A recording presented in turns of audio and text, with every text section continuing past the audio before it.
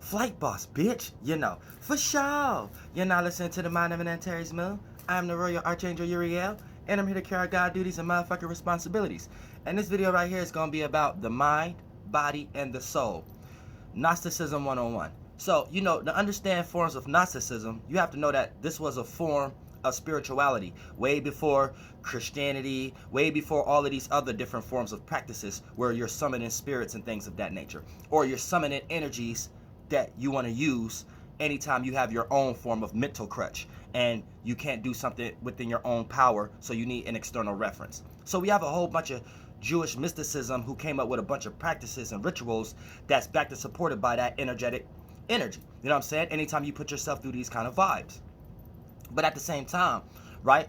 Understanding, like, because, when we start to talk about the Abrahamic God and things of that nature, they claim that that's the overall God, knowing that that actual God came from the secret text of John and things of that nature. So keep that in mind also, or the Apocrypha of John. So once we start to talk about that God, y'all know the ruler of the Christian Bible is basically Yada Baoth and things of that nature. And coming from Gnosticism, where we're receiving wisdom, aka Sophia. But that's a different video. But as far as this video right here, this is going to be about understanding Gnosticism 101 and how people can get lost during these times based upon either you're lost into the body, or either you're lost into the mind, or you can't find your spirit. You can't find your soul. Now, your soul is your individual spirit, your solo spirit. What is a spirit? A spirit is a space of potentiality. So a space that have all possibilities. Now, once you come within a dimension, you lower your space within limitations. So within that structure, your space can fulfill things, your spirit can fulfill things that is structured in that dimension that you have de-evolved in some magnitude. But it's always going to be space within space. This is the reason why you have a bunch of organs and blood cells within you. Now, once we start to talk about the space creating a layering, when the space, the individual spirit, the soul, the solo spirit becomes aware of itself, that awareness is what creates light. That awareness is what creates energy. And then you can be conscious of that. Now, once you are conscious of your energy, you are consciously aware. You are aware of what you are creating. And that creates the shield, or the bubble, or the yoke, or the light, or the halo, or the spectrum over your spirit. And that spectrum, what that spectrum is, that's your mind.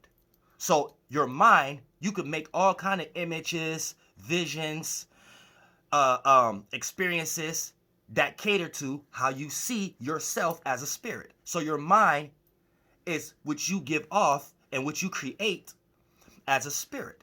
And the mind is supposed to be how you see yourself as a spirit.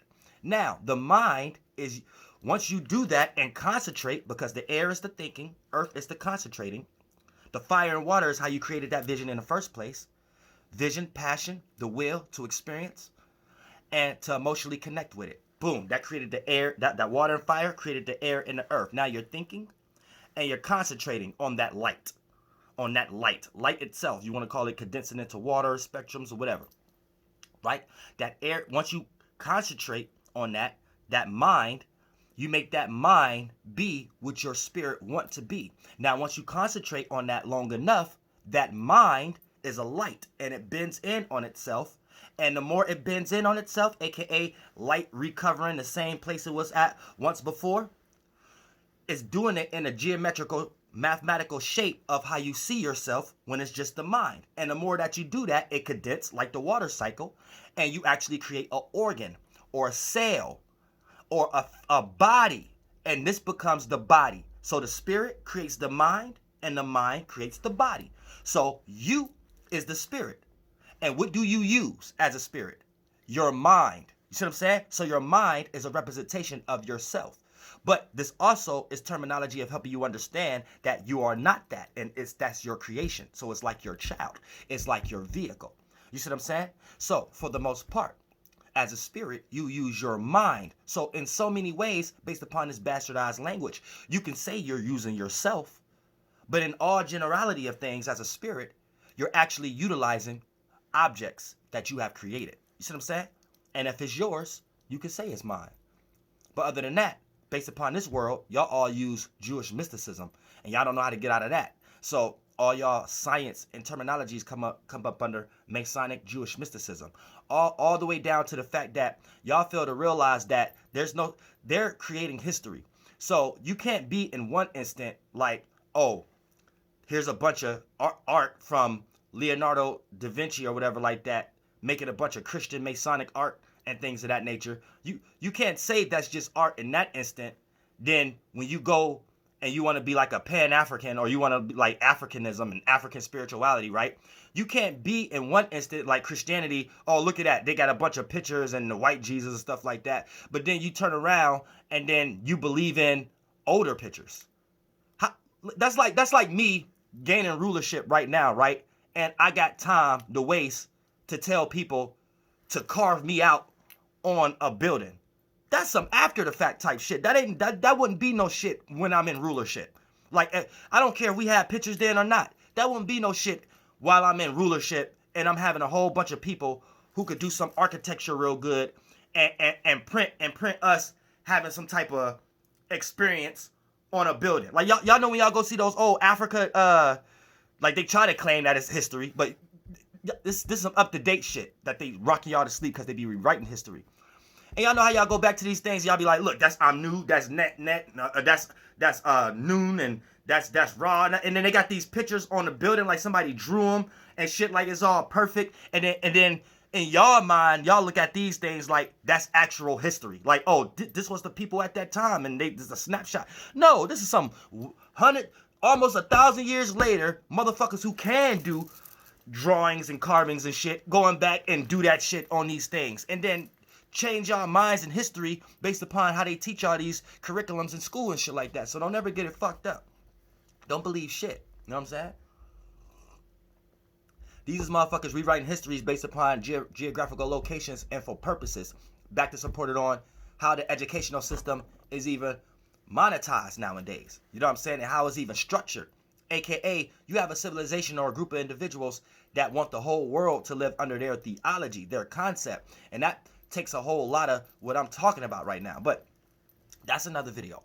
But talking about the mind, body, and the soul. You see what I'm saying? Your soul is your solo spirit, your solo space. So there's always going to be space within space. And you create that layering, which is your mind. And then that mind creates a body. So you have a two-part vehicle, a masculine and a feminine, and as a spirit, you control that. Because when someone say you're supposed to use your mind, who is they talking about? They talking to you. They not talking to your mind. They talking to you. When a motherfucker say, use your motherfucking mind, is you dumb, deaf, blind, sheep, or weak? Which one? Pick one, right? Is a motherfucker talking to your mind? No, it's up to you as a spirit to correlate and construct your mind in the right fashion so it can be looked like it's used sufficiently.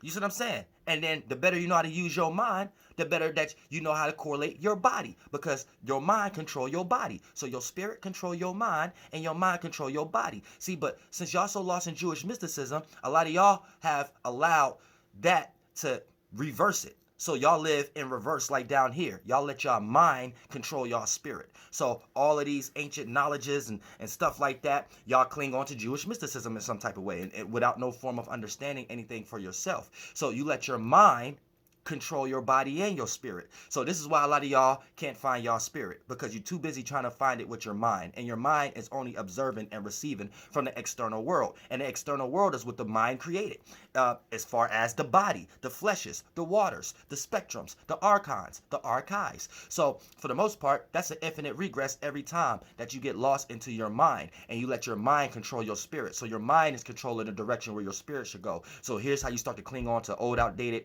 2,000-year-old arguments. Here's how you start to cling on to other different spiritual systems, because you can't find it for individuality, spirituality. Here's where you start needing mental crutches and things of that nature, because your mind is leading your spirit and your spirit is not leading your mind. So you find yourself having to do way more things than you would have had to initially do just to reach from point A to point B. You see what I'm saying? And a lot of times your body get way more exhausted when you let your mind take over, because your mind would think it has to do the things of the world. And here you go, having to work your whole life away and motherfucker deteriorate your motherfucking body just for the sake of you thinking you're doing something mentally right, and your spirit always get put to the back burner in some way, shape, or form, all the way to these religions nowadays. To you give your faith, belief, and imagination to another spirit, and now you're following a legion, and then you don't understand that you're under a virtue or principle, but yet you think you're doing the right thing based upon Jewish mysticism, words, language, linguistics, you know what I'm saying? The meanings and reasons they put behind these things. And if you're not even understanding the gematria, numerology, not their version of it, you have a lot of Protestants, theologians, and that utilize apologetics, and they take Jewish mysticism form of numerology and gematria, and then think that they're calculating a code out of the Bible, and the Bible wasn't even made in that aspect to be talking about it like that. That's not the numerology and gematria in the Bible. That's after the fact somebody is correlating certain things based upon wanting to remix somebody's psyche. When we talk about numerology and gematria and Gnosticism and things, and you're hearing it from the horse's mouth, it's understanding the number itself and understanding how to bring the numbers together to add value. Then, once you understand that conclusion, you will see what they're doing, other than you trying to get lost into what's already actually done. What's already actually done could be already threw in a whole bunch of bullshit. That's why you got the King James Bible, the NIV Bible, whatever like that. Let's go back to the system of where all of them is going back to derive their own personal conclusion. And then once you understand the system itself, then you can understand what people was doing, what they was using it for. You'll understand that King James version of the Bible is just his demonizing version of the Bible, because he's into demonology. So he's coming at it from the concept of the Bible is your lower animalistic natures, your demonic. These names and virtues is your demonic natures, and these is the routes you're supposed to take to get out of your lower natures. That's the aspect he's coming out of it. Now you have a bunch of Protestants and theologians and under the school of Martin Luther and things of that nature who don't understand certain concepts, so they take it as law and take it as history, and then get lost into 2,000-year-old arguments and things of that nature, not understanding that it's not a history book.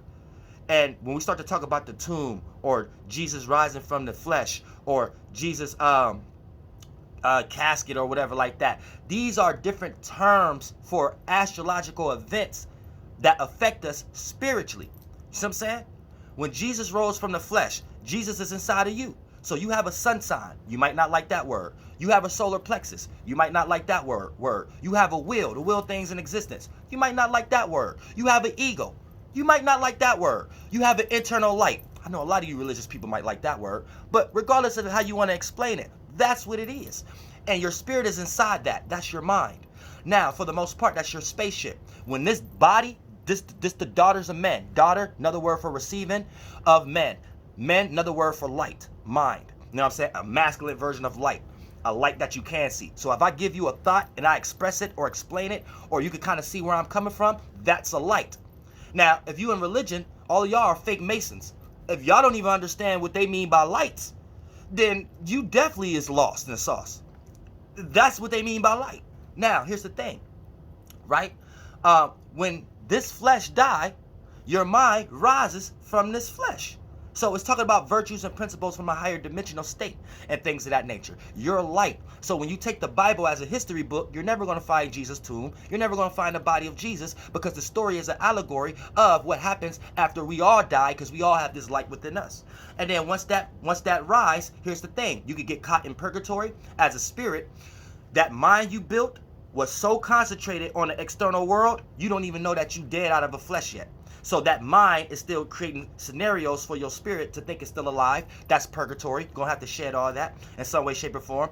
Or once that leave the body, your mind, then that's shed off into the winds, and it can just play off as memories and influences for others to remember you. And you as a spirit can go to a different arena and create another mind and another body there. Another son of a god, you being a god or a goddess, and you having a son, a light, a mind, and then you having a daughters of men, a body that mind, that men could go in. You know what I'm saying? Now that's a woman, the other side of it, above the horizon, below the horizon. You see what I'm saying? But this is Gnosticism 101. This is understanding the mind, body, and the soul, and how to not get lost in any of the three. Because a lot of times you guys be lost into the body. Your body think for your mind. So everything that deals with the flesh and what makes you feel good will overtake your mind. Then a lot of y'all are lost into the mind. with everything that puts you through stress, but you think you need to do it because it makes logical sense or whatever like that, then you will get lost into that. But once you understand that you are the spirit and you're utilizing these things as vehicles, then you start to understand realms of moderation, and you don't need no other spirit or no other system to help you understand that in some way, shape, or form. So keep that in mind. And that's how you get spiritual seclusion around yourself, and without being outweighed by the mind or the motherfucking body. And you as a spirit can utilize these things at your will and not get so attached when it's time to let these motherfuckers things go. You know what I'm saying? Because the mind is a terrible thing to waste. So what are we saying? We wasting spirits? No. Flight boss, bitch, you know, for sure. Your spirit is mysterious. It works in mysterious ways. It's a magician. It's a musician. It's magic. It's all things marvelous. It does miracles.